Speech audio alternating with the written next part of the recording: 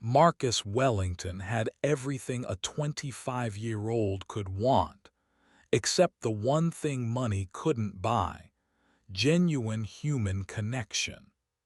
As the heir to the Wellington oil fortune, he lived in a sprawling mansion overlooking the Pacific coast, surrounded by staff who treated him with the kind of reverence reserved for royalty. His friends were trust fund bobbies who saw him as their ticket to exclusive parties and exotic vacations. His romantic relationships crumbled under the weight of his wealth, leaving him questioning whether anyone could ever love him for who he truly was, not what he represented. The isolation had become suffocating. Marcus spent his days in board meetings he barely understood, his evenings at charity galas where he smiled for photographers, and his nights staring at the ceiling of his master bedroom, wondering if this was all life had to offer. The mansion, with its marble floors and crystal chandeliers, felt more like a beautiful prison than a home. He found himself envying the groundskeepers who seemed to share genuine laughter while tending to the gardens, or the kitchen staff who gathered around the break room table like a real family. Among his household staff, Thomas Rivera stood out as the only person who treated Marcus with something approaching normalcy. Thomas had been hired 6 months ago as a personal assistant, and unlike the others who bowed and scraped, he spoke to Marcus directly, without the uncomfortable formality that made every interaction feel like a business transaction. He was efficient, professional, and possessed an easy smile that seemed genuine rather than calculated. Marcus found himself looking forward to their brief daily meetings, savoring the moments when Thomas would offer an opinion about current events or make a casual observation about the weather. What Marcus didn't know was that Thomas harbored his own secret. During the day, he played the role of the perfect employee, but his evenings belonged to a different world entirely. Every night after the mansion grew quiet, Thomas would slip away to pursue his true passion, one that would shock everyone who knew him as the polished, reserved assistant to one of America's wealthiest families. Marcus had noticed Thomas's late-night departures weeks ago. From his bedroom window, he could see the staff parking area, and he'd grown accustomed to the sound of Thomas's modest Honda Civic starting up around midnight. Curiosity had been eating at him ever since. Where could his assistant possibly be going at such an hour? The mystery consumed his thoughts, adding another layer to his growing obsession with the one person in his life who seemed real. On this particular Thursday night, Marcus made a decision that would change everything. As he watched Thomas's taillights disappear down the winding driveway, he grabbed his keys and followed, keeping a safe distance behind the Honda as it wound through the empty streets of the coastal highway.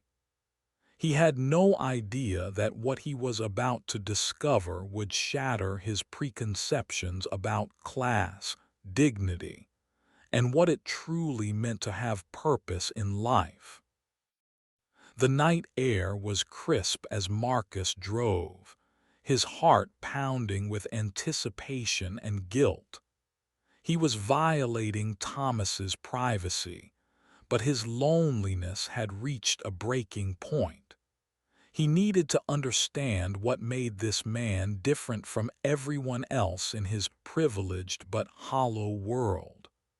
The Honda's taillights led him toward the older part of town, where the mansions gave way to modest neighborhoods and the streetlights grew dimmer. Marcus had rarely ventured into this area, and he found himself fascinated by the small houses with their well-tended gardens and toys scattered across front lawns. Thomas's car finally stopped outside a community center that had seen better days.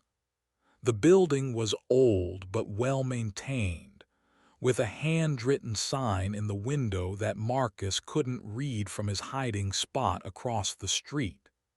He watched as Thomas got out of his car, but instead of the crisp button-down shirt and pressed slacks he wore during the day, Thomas was dressed in casual clothes, jeans, sneakers, and a simple t-shirt that made him look years younger. Marcus waited 10 minutes before approaching the building. Through the large windows, he could see into what appeared to be a gymnasium. The sight that greeted him stopped him cold. Thomas was in the center of the room, surrounded by about 15 teenagers. But these weren't ordinary kids. Marcus could see wheelchairs, crutches, and the telltale signs of various disabilities. And Thomas wasn't just supervising them. He was leading them in what appeared to be a dance class. The transformation in Thomas was remarkable. Gone was the reserved professional demeanor Marcus knew. In its place was someone animated, passionate, and completely in his element. Thomas moved with fluid grace, demonstrating steps that the teenagers attempted to follow, each according to their abilities. A girl in a wheelchair spun in circles, her face radiant with joy. A boy with Down syndrome clapped his hands in rhythm, his movements uncoordinated but enthusiastic. Thomas celebrated each small victory, high-fiving participants and offering gentle corrections with infinite patience. Marcus pressed closer to the window, mesmerized. He had never seen such pure, uncomplicated happiness. These teenagers weren't performing for approval or recognition. They were simply living in the moment, expressing themselves through movement and music. And Thomas was the conductor of this beautiful chaos, his own face glowing with a satisfaction that Marcus had never experienced despite all his wealth and privilege. A young woman approached Thomas, and Marcus realized she was signing. Thomas signed back fluently, his hands moving with the same grace he displayed while dancing. The woman smiled and joined the group, her movements perfectly synchronized with the music she couldn't hear. Marcus felt tears prick his eyes as he watched Thomas adjust his teaching style seamlessly, incorporating visual cues and physical demonstrations that ensured everyone could participate fully. The class continued for another hour, and Marcus remained transfixed. He watched Thomas work with a boy who struggled with coordination, never showing frustration or impatience. He saw Thomas lift a small girl from her wheelchair so she could experience the sensation of spinning, her delighted laughter echoing through the gymnasium. He witnessed Thomas mediating a minor disagreement between two participants with the wisdom of someone who understood that dignity mattered more than perfection. As the class ended, Marcus saw something that would haunt him for days. The teenagers gathered around Thomas, not with the deference he was accustomed to receiving, but with genuine affection. They hugged him, thanked him, and chattered excitedly about their progress. One boy, who couldn't have been more than 16, handed Thomas a drawing, a crude but heartfelt sketch of stick figures dancing. Thomas accepted it with the reverence Marcus had seen people show his family's priceless art collection. Marcus retreated to his car before Thomas could spot him, his mind reeling. He had followed his assistant expecting to uncover some scandalous secret, perhaps gambling debts or an affair. Instead, he had discovered something far more profound. A man who had found meaning in service to others, who had discovered purpose in lifting up those society often overlooked. The contrast between Thomas's fulfilling secret life and Marcus's empty public existence was stark and painful. During the drive home, Marcus couldn't shake the image of Thomas's face as he worked with those teenagers. There had been a light in his eyes, a sense of purpose that Marcus had never experienced despite having every material advantage. He began to question everything about his life, his priorities, his relationships, his understanding of what it meant to be truly wealthy. The mansion that awaited him suddenly felt even more hollow, its luxury meaningless in the face of what he had witnessed. The next morning, Marcus struggled to maintain his composure during their daily meeting. Thomas appeared as professional as always, but Marcus now saw him differently. Every polite nod, every efficient response, every moment of careful deference felt like a mask hiding the vibrant, compassionate person he had seen the night before. Marcus found himself studying Thomas's hands, remembering how they had moved with such grace and purpose, how they had offered comfort and encouragement to those who needed it most. "Is everything all right, Mr. Wellington?" Thomas asked, noticing Marcus's distraction.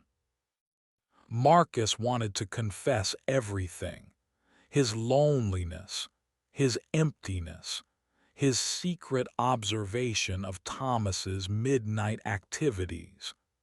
Instead, he managed a weak smile and dismissed Thomas with the usual pleasantries. But as Thomas left the room, Marcus made a decision. He couldn't continue living his hollow existence knowing that real purpose and meaning were possible.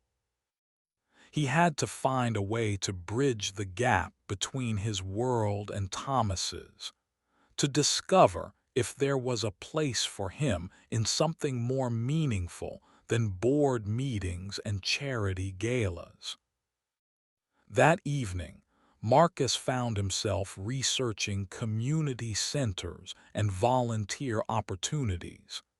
He had never considered using his privilege for anything beyond writing checks to tax-deductible charities.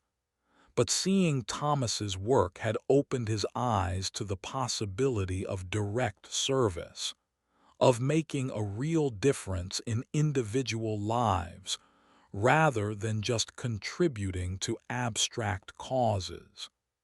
The idea terrified and excited him in equal measure. Marcus spent the weekend wrestling with his conscience. He had violated Thomas's privacy, but he had also discovered something that might change his life. He considered confronting Thomas directly, but the thought of admitting to his surveillance felt impossibly awkward. Instead, he began researching the community center where Thomas volunteered, learning about their programs and their needs. What he discovered both inspired and shamed him. The center was struggling financially, surviving on grants and donations that barely covered their basic operations. Their adaptive dance program, which Thomas led, was funded entirely by his own modest salary and small donations from participants' families. The teenagers Marcus had watched received no other recreational opportunities. This single weekly class was their primary social outlet, their chance to experience joy and accomplishment in a world that often saw them as burdens rather than individuals with dreams and aspirations. Marcus realized that his casual charity contributions, tax write-offs that barely registered in his monthly budget, could transform this place. But he also understood that money alone wouldn't give him what Thomas had found. The purpose, the connection, the sense of meaning that radiated from Thomas couldn't be purchased. It had to be earned through service, through showing up, through caring about something beyond himself. The weight of his privilege had never felt heavier. Marcus had been born into a world of endless possibilities, yet he had accomplished nothing of real value. Thomas, working within the constraints of a modest salary and limited resources, had created something beautiful and meaningful. He had found a way to use his talents, his grace, his patience, his ability to see potential where others saw limitation, to make the world a little brighter for those who needed it most. Marcus knew he had to act, but he also knew he couldn't approach this situation with the same heavy-handed tactics he had learned in business. This wasn't about acquiring something or demonstrating power. This was about finding a way to contribute to something precious without destroying it in the process. He would have to be humble, patient, and prepared to follow Thomas's lead rather than imposing his own vision. The loneliness that had driven him to follow Thomas that night now felt like a catalyst for change. Marcus had spent years surrounded by people who wanted something from him: his money, his connections, his social status. But Thomas had something Marcus wanted: purpose, authenticity, and the quiet satisfaction that came from making a real difference in people's lives. The question was whether someone like Marcus could ever truly earn a place in that world. As Monday morning arrived, Marcus prepared for his daily meeting with Thomas with nervous anticipation.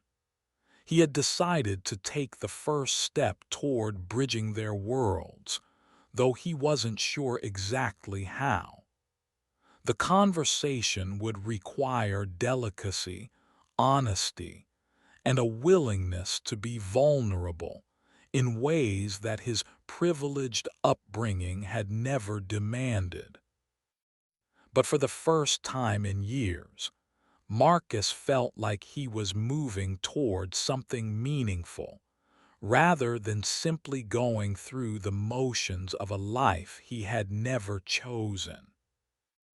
The revelation of Thomas's secret had cracked open something inside Marcus that he hadn't even realized was sealed shut. Now, he faced the challenge of figuring out how to honor what he had seen while finding his own path to purpose. The midnight discovery had changed everything, but the real work was just beginning. Marcus paced his office before their morning meeting, rehearsing different approaches. He could offer to donate to the community center anonymously, but that felt like avoiding the real issue. He could confess to following Thomas and ask to volunteer, but that risked damaging the trust between them. He could pretend he had discovered the program through other means, but that would begin their new relationship with a lie. When Thomas knocked on his door, Marcus's heart raced. "Come in," he called, his voice steadier than he felt. Thomas entered with his usual professional bearing, tablet in hand, ready to review the day's schedule. But Marcus noticed something different now, a subtle tiredness around his eyes that spoke of long nights and early mornings, of a man living two full lives. The dedication it must take to maintain his daytime responsibilities while pouring his heart into his evening work struck Marcus with new force. "Mr. Wellington," Thomas began, "you have a conference call with the board at 10, lunch with Senator Harrison at 1, and the Charity Gala Planning Committee at 4. Marcus listened to the familiar litany of obligations, but his mind was elsewhere. He was thinking about the boy who had given Thomas the drawing, about the girl spinning in her wheelchair, about the pure joy he had witnessed in that modest gymnasium. These thoughts made his scheduled activities feel even more hollow than usual. "Thomas," Marcus said suddenly, interrupting the schedule review, "do you ever feel like you're living someone else's life?" Thomas paused, his professional mask slipping slightly. "I'm not sure I understand, sir." "I mean, do you ever feel like the person you are during the day isn't really you? Like you're just playing a role that other people expect you to play?" The question hung in the air between them. Marcus watched as Thomas carefully considered his response, clearly weighing how much honesty was appropriate in their employer-employee relationship. "I think everyone wears different masks for different situations," Thomas said carefully. "We show different aspects of ourselves depending on what's required." "But what if the mask becomes so heavy that you forget who you really are underneath?" Marcus pressed. "What if you wake up one day and realize that you've been living a life that doesn't reflect your values or your dreams?" Thomas set down his tablet and looked directly at Marcus for the first time in their conversation. "Are you feeling all right, Mr. Wellington? You seem different today." Marcus felt a moment of panic. He was revealing too much, asking questions that exposed his own emptiness. But the memory of Thomas's radiant face as he worked with those teenagers gave him courage to continue. "I've been thinking about purpose," Marcus said, "about what it means to do something that matters. I look at my calendar, and it's full of meetings and events and obligations, but I can't point to a single thing that would make a real difference if I didn't show up." Thomas was quiet for a long moment. When he spoke, his voice was gentler than Marcus had ever heard it. Purpose isn't always about grand gestures or major accomplishments. Sometimes it's about small acts of kindness, about being present for people who need you, about using whatever talents you have to make someone else's day a little brighter. The words hit Marcus like a physical blow. Thomas was describing exactly what Marcus had witnessed, but he was doing it without revealing his secret. He was offering wisdom without admitting to the source of that wisdom. "Have you found your purpose, Thomas?" Marcus asked quietly. Thomas smiled, and for a moment Marcus saw a glimpse of the passionate teacher he had watched in the gymnasium. "I think I'm working on it, sir. I think we all are." Marcus made his decision. "I want to volunteer somewhere. I want to do something that matters, something that uses my time and energy for people who really need it. Not just writing checks, actually showing up and doing the work." Thomas's eyebrows rose slightly. That's wonderful, Mr. Wellington. What kind of work interests you?" "I'm not sure," Marcus admitted. "I've never really thought about it before. I've always just assumed that having money meant I could help people from a distance. But lately, I've been wondering if that's enough." "What speaks to you?" Thomas asked. "What makes you feel most alive?" Marcus thought about the question seriously. What did make him feel alive? The few genuine moments in his life had been conversations like this one, times when he felt connected to another person on a real level. He thought about the teenagers he had watched, their unguarded joy and enthusiasm.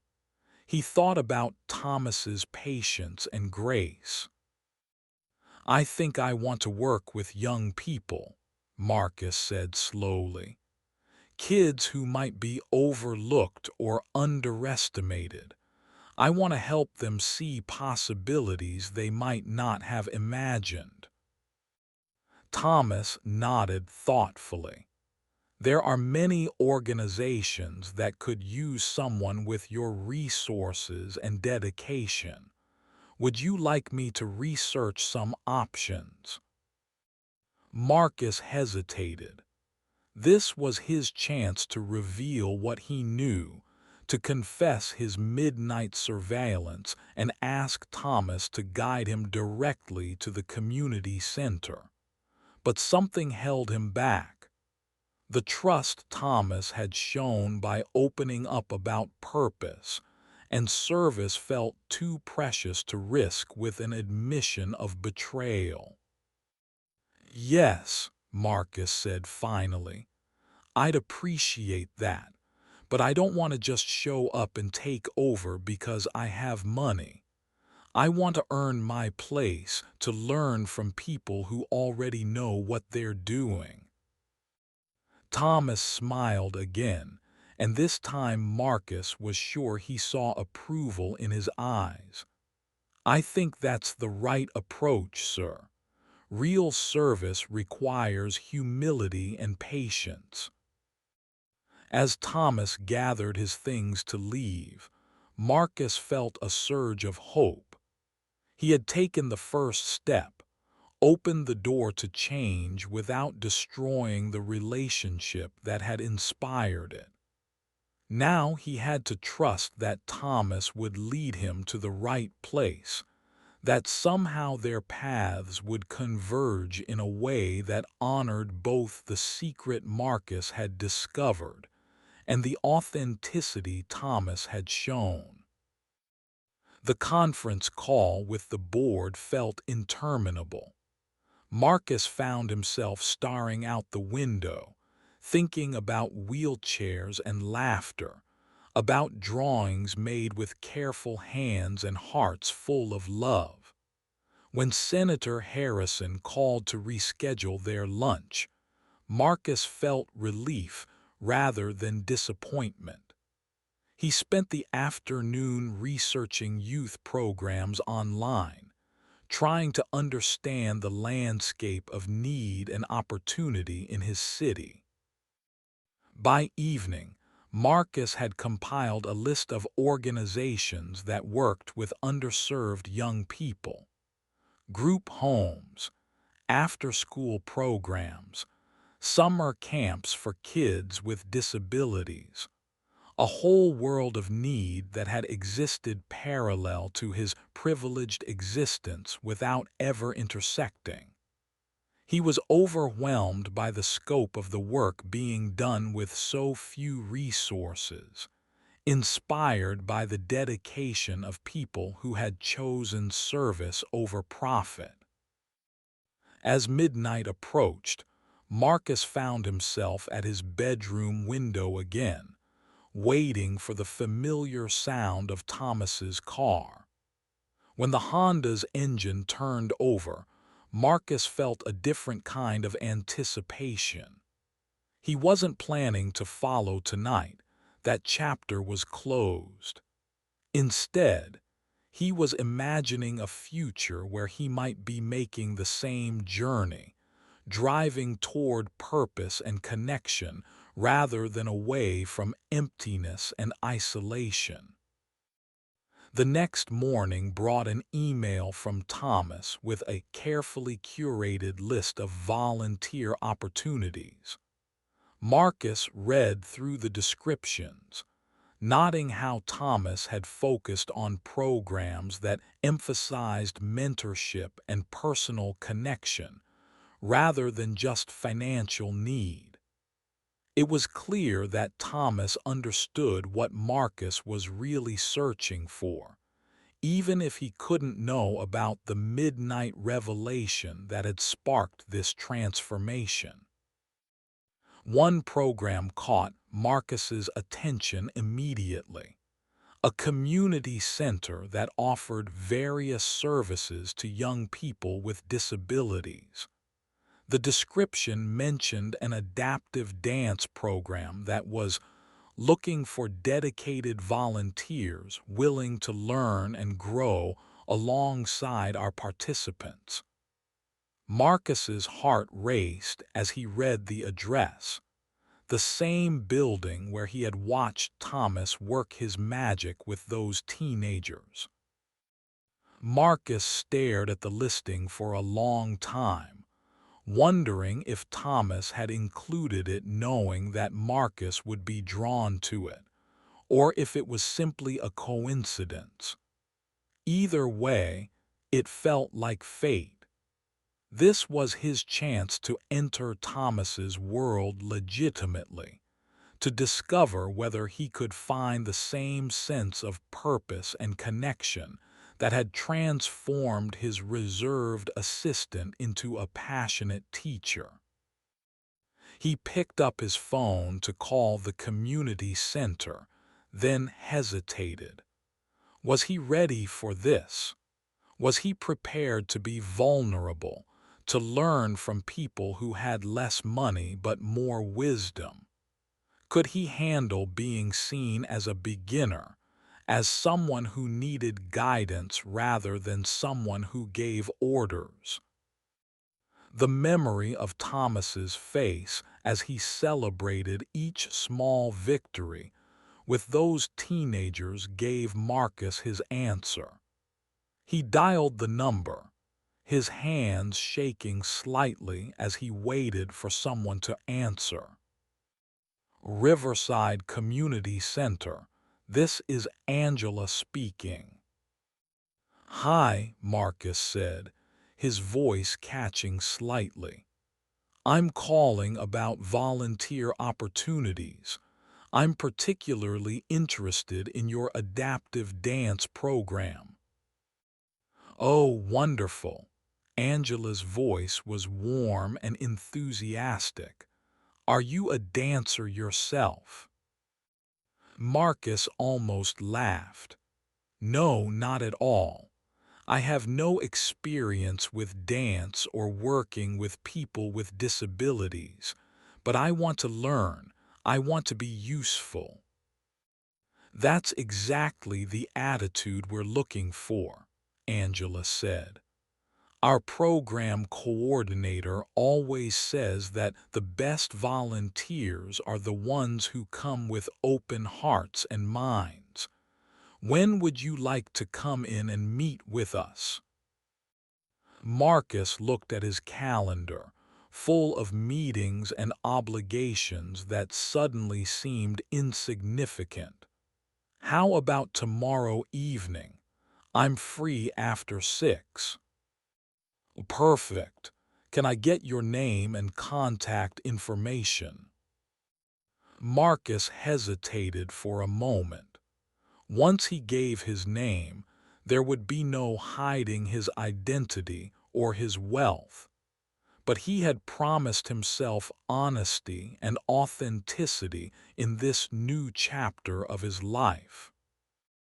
Marcus Wellington, he said clearly. There was a pause on the other end of the line. Wellington, as in Wellington Industries. Yes, Marcus said simply. Well, Angela said, and Marcus could hear the smile in her voice. I guess we'll have a lot to talk about tomorrow. The program meets Thursday evenings at 7.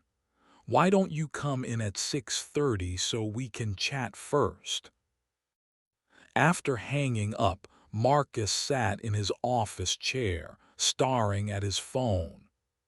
In less than 24 hours, he would be back in that gymnasium, but this time as a participant rather than a hidden observer. He would meet those teenagers properly, learn their names, and discover whether he could contribute something meaningful to their lives. The afternoon passed in a blur of nervous energy and anticipation. Marcus found himself unable to concentrate on his usual tasks, his mind constantly drifting to the evening ahead. He had never been so anxious about a meeting, but he had also never felt so hopeful about the possibility of change. That evening, as he watched Thomas's car pull out of the driveway, Marcus felt a new kind of connection to his assistant. Soon, they would share this secret world of service and purpose, even if Thomas didn't know it yet. The loneliness that had driven Marcus to follow Thomas that fateful night was finally beginning to lift, replaced by the prospect of genuine community and meaningful work. The next day dragged endlessly. Marcus canceled his afternoon meetings, unable to focus on anything except the evening ahead. He changed clothes 3 times, unsure of what was appropriate for a volunteer meeting at a community center.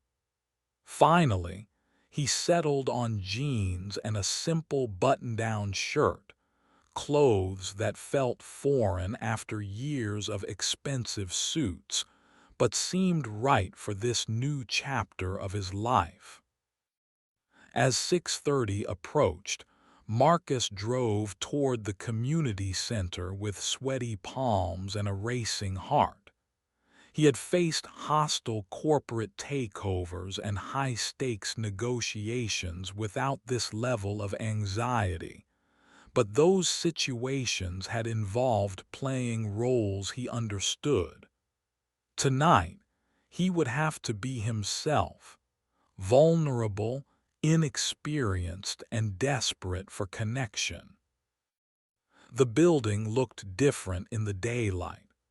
Marcus could see the careful maintenance that kept it welcoming despite its age, the hand-painted signs that spoke of volunteers who cared more about function than form. He parked his modest sedan. He had deliberately chosen not to drive his usual luxury car, and walked toward the entrance, his heart pounding with each step. Angela turned out to be a woman in her 50s with gray-streaked hair, and the kind of warm smile that made strangers feel like old friends. She greeted Marcus at the door with genuine enthusiasm, seemingly unbothered by his wealth or status. "Mr. Wellington, thank you so much for coming. I'm Angela Martinez, the program director." "Please call me Marcus," he said, shaking her hand. "And thank you for meeting with me." Angela led him to a small office filled with photos of smiling young people, certificates of appreciation, and the organized chaos of someone who juggled multiple programs with limited resources. Marcus noticed a donation jar on the desk, nearly empty, and felt a pang of guilt about the abundance he had always taken for granted.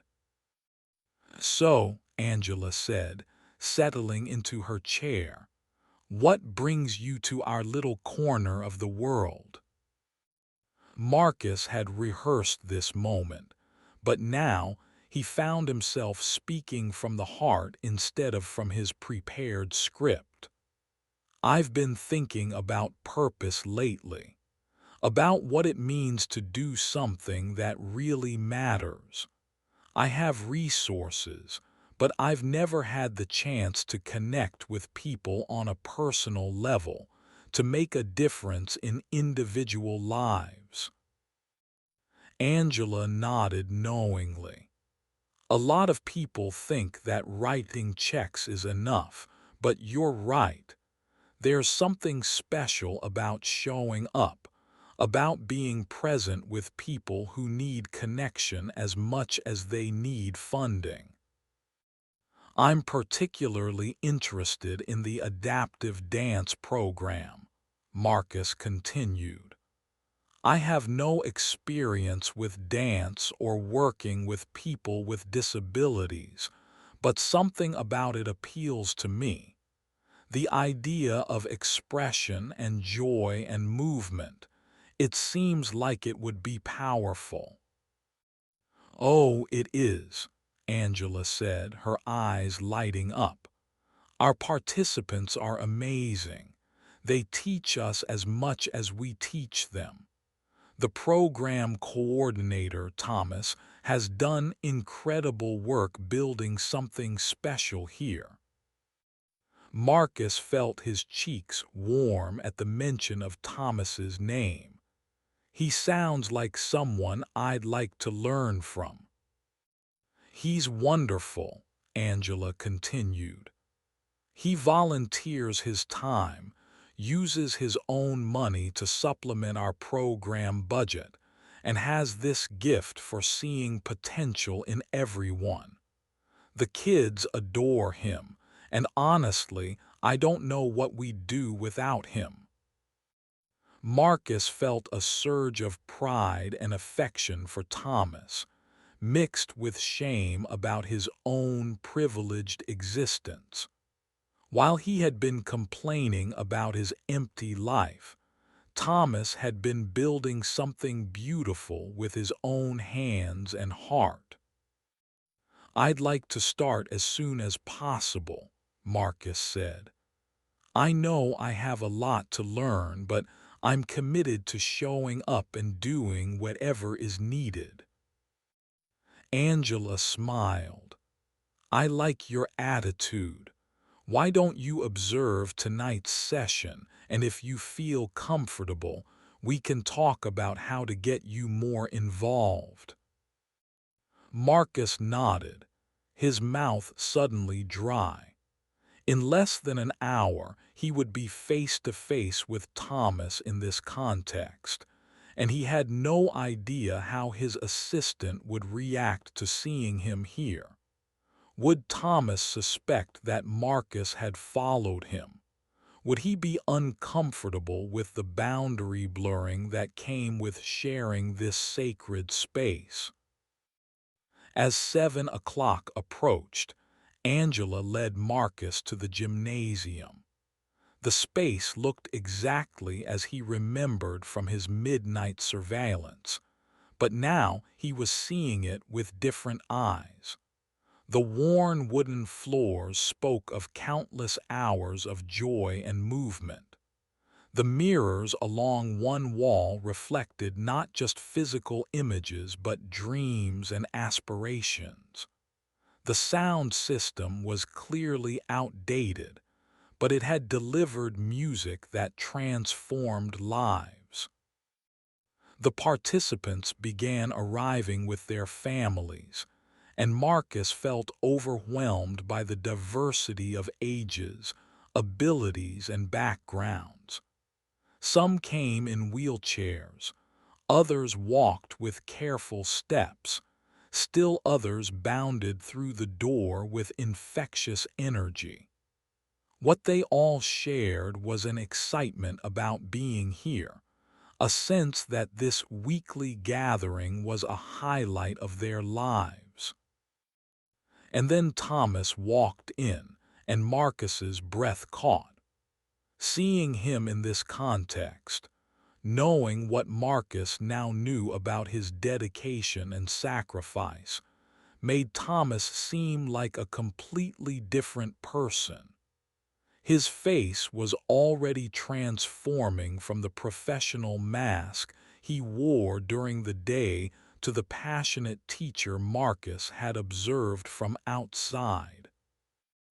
Thomas began setting up equipment and greeting participants, his attention fully focused on the young people streaming into the gymnasium. Marcus hung back near the wall, content to observe and learn. He watched Thomas remember details about each participant, asking about a recent doctor's appointment, celebrating a successful week at school, offering encouragement about a personal challenge. "Everyone ready to dance?" Thomas called out, and the response was immediate and enthusiastic. The music began, and Marcus watched the same magical transformation he had witnessed from outside the window. Bodies moved with varying degrees of coordination, but every movement was filled with joy and purpose. Marcus found himself smiling as he watched a young man with cerebral palsy spin in his wheelchair, his face radiant with happiness. He was mesmerized by a teenage girl who danced with her eyes closed, lost in the music and the moment. He felt tears in his eyes as he watched Thomas guide a boy with autism through a complex sequence, celebrating each successful step with genuine enthusiasm. Halfway through the session, Thomas's eyes met Marcus's across the room. The recognition was instant, followed by a flash of confusion and something that might have been concern. Thomas excused himself from the group and walked over to Marcus, his expression carefully neutral.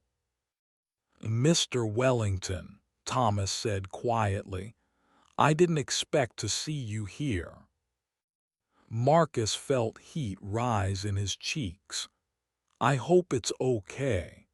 I contacted Angela about volunteering, and she suggested I observe tonight's session."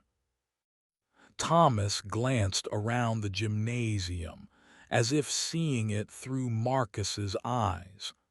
"Of course it's okay. I just, I didn't know you were interested in this kind of work." "I've been thinking about what you said yesterday about purpose and service," Marcus said truthfully. "I wanted to find a way to contribute something meaningful." Thomas studied his face for a long moment. "This is important work, but it's not glamorous. It's not the kind of thing that gets you recognition or tax benefits. It's just showing up and caring about people." "That's exactly what I'm looking for," Marcus said. "Recognition and tax benefits are easy to come by. Genuine connection is much harder to find." Something in Thomas's expression shifted, and Marcus saw a hint of the warmth he had observed from outside the window. "These kids are special," Thomas said softly. "They'll change your life if you let them." "I'm hoping they will," Marcus admitted. Thomas nodded slowly. "Would you like to meet some of them?" Marcus felt a flutter of nervousness. "Are you sure? I don't want to disrupt the class." "They love meeting new people," Thomas said, "and they're better judges of character than most adults I know." Thomas led Marcus into the group, and the introductions that followed were unlike any social interaction Marcus had ever experienced. There was no pretense, no hidden agendas, no careful positioning for advantage. The teenagers welcomed him with genuine curiosity and openness, asking direct questions about why he was there and what he hoped to learn. "Are you going to dance with us?" asked a girl named Jessica, who had Down syndrome and the most infectious smile Marcus had ever seen. "I don't really know how to dance," Marcus admitted. "That's okay," Jessica said seriously. "Thomas will teach you. He's a really good teacher." Marcus glanced at Thomas, who was watching the interaction with an expression that seemed to blend surprise with approval. "Maybe next week," Marcus said. "Tonight I'm just learning by watching." "Watching is good," said a boy named David who spoke in the careful cadence of someone with autism. "I watched for 3 weeks before I danced. Now I'm really good at spinning." David demonstrated his spinning technique, and Marcus found himself laughing with delight at the boy's obvious pride in his accomplishment. It was the first time he had laughed with genuine joy in longer than he could remember. As the session continued, Marcus found himself drawn deeper into the group's energy. Thomas would occasionally catch his eye and smile, and Marcus began to understand that his presence here was somehow healing a rift between them that neither had acknowledged existed. The formal boundaries of their professional relationship were dissolving, replaced by something more authentic and meaningful. When the class ended, Marcus helped Thomas clean up the equipment while the participants said their goodbyes. The simple act of stacking chairs and putting away speakers felt more satisfying than any business meeting he had ever attended. "So," Thomas said as they worked, "what did you think?" "I think I've been missing something important," Marcus said honestly. "I've been so focused on having things that I never learned how to be present with people." Thomas paused in his work. Being present is a skill like any other. It takes practice, but it's worth developing. "Will you teach me?" Marcus asked. "I know this is your space, your program, and I don't want to intrude, but I'd like to learn from you if you're willing." Thomas was quiet for a moment, considering. "This work isn't about being the boss or having the answers," he said finally. "It's about being humble enough to learn from people who see the world differently than you do. Can you handle that?" Marcus thought about his life of privilege and power, about the deference he had always received, and the control he had always exercised. The idea of being a student rather than a leader was both terrifying and liberating. "I want to try," he said. "I want to be useful here, not just another rich guy who shows up and takes over." Thomas nodded slowly.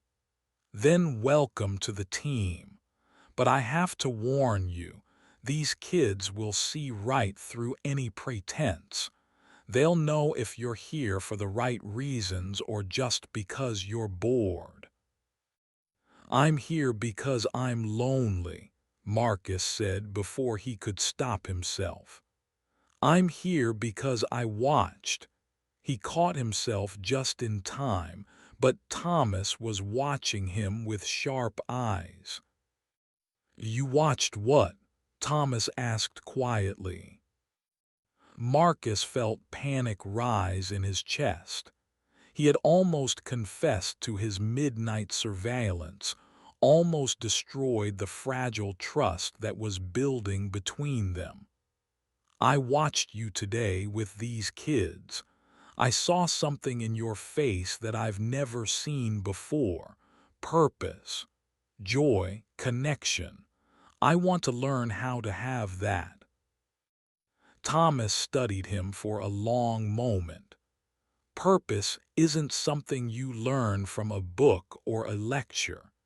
It's something you discover by showing up, by being present, by caring about something bigger than yourself."